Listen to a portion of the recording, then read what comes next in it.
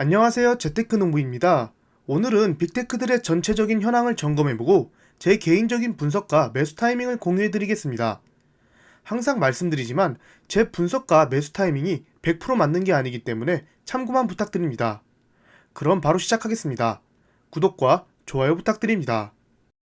해당 영상은 개인적인 의견일 뿐 참고만 부탁드립니다. 먼저 지금까지 빅테크 현황을 점검해보겠습니다.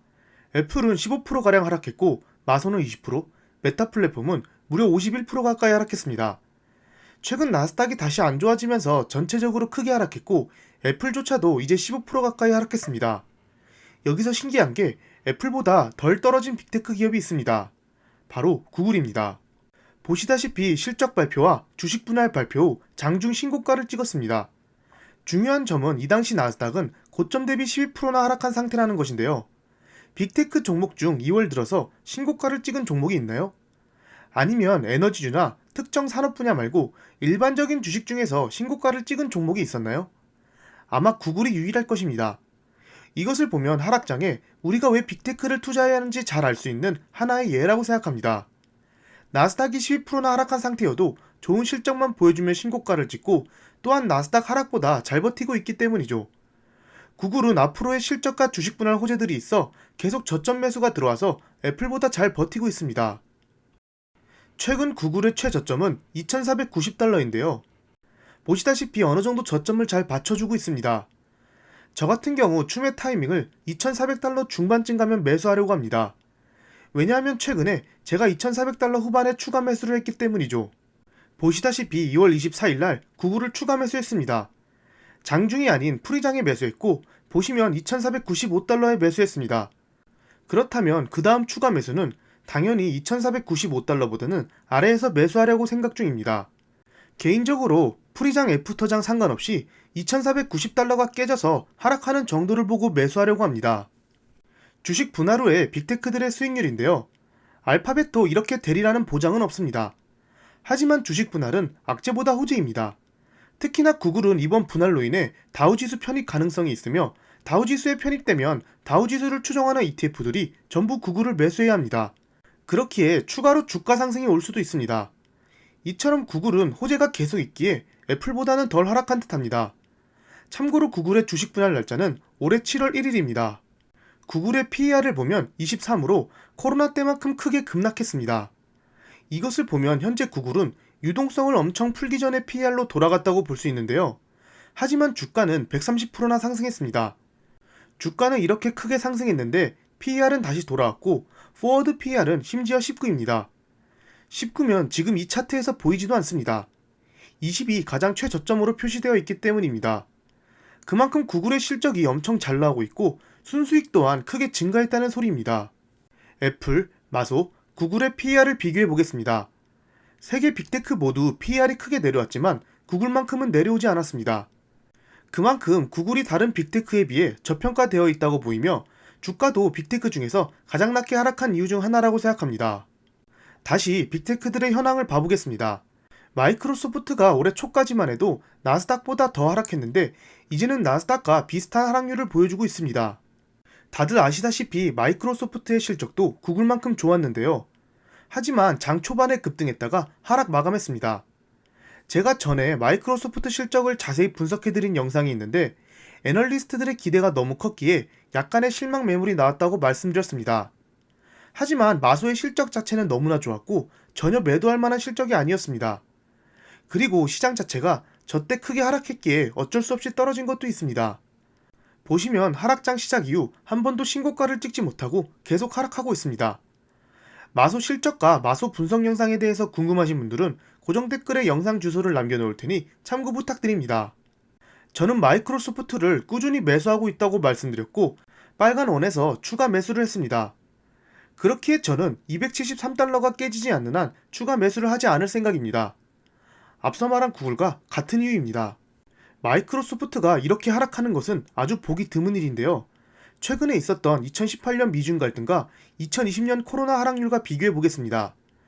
미중 갈등 때도 최대 20% 하락했고 코로나 때는 30%나 하락했습니다. 지금은 20% 하락 중인데요.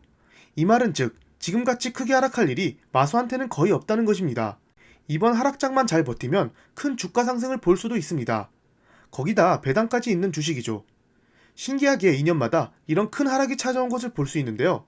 2018년, 2020년, 2022년. 그럼 그 다음은 2024년일까요?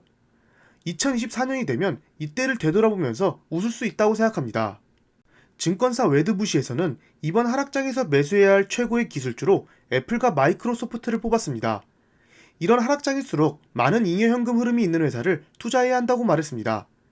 특히나 마소는 애저 클라우드를 성장시키기 위해 많은 투자를 했음에도 불구하고 최근 분기 실적 발표 때 145억 달러의 영업현금 흐름과 86억 달러의 잉여현금 흐름을 창출하며 강한 모습을 보여줬습니다.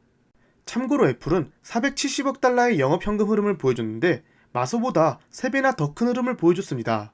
앞서 구글을 보실 때 잠깐 보셨겠지만 구글만큼은 아니어도 코로나 이후 PER이 최저점으로 떨어진 것을 볼 수 있습니다. 심지어 코로나 전 고점보다 낮아졌습니다.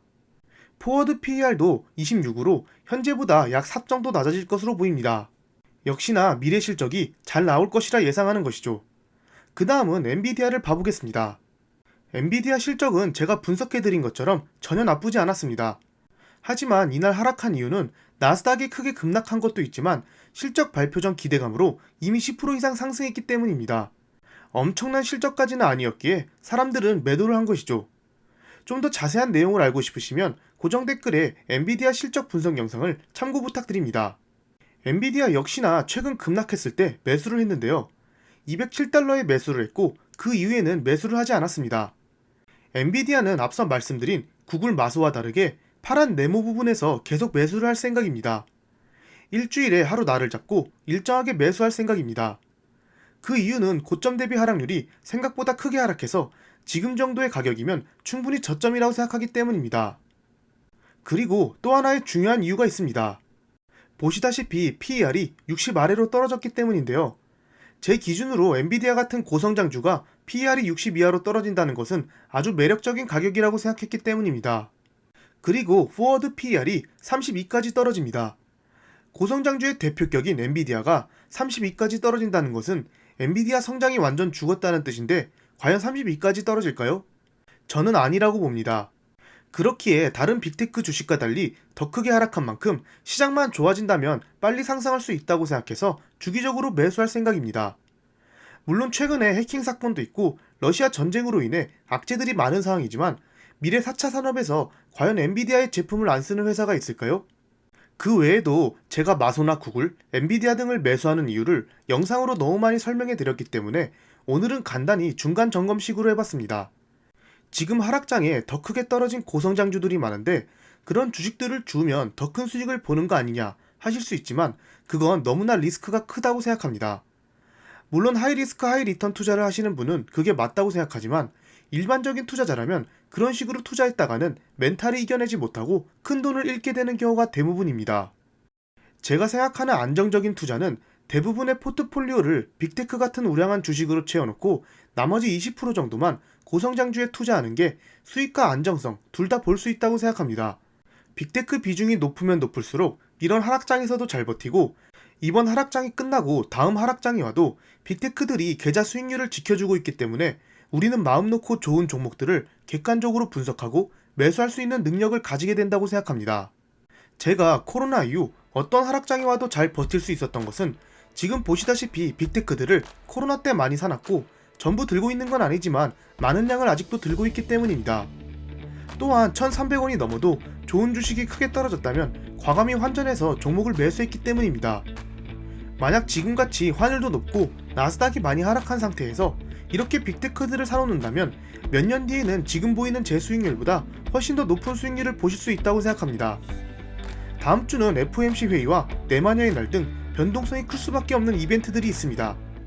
지금 단기간의 주식 수익률을 보시지 마시고 몇 년 뒤의 빅테크들의 행보와 실적을 생각하신다면 지금은 코로나 때처럼 금방 잊어버리는 공포장이 될 것입니다.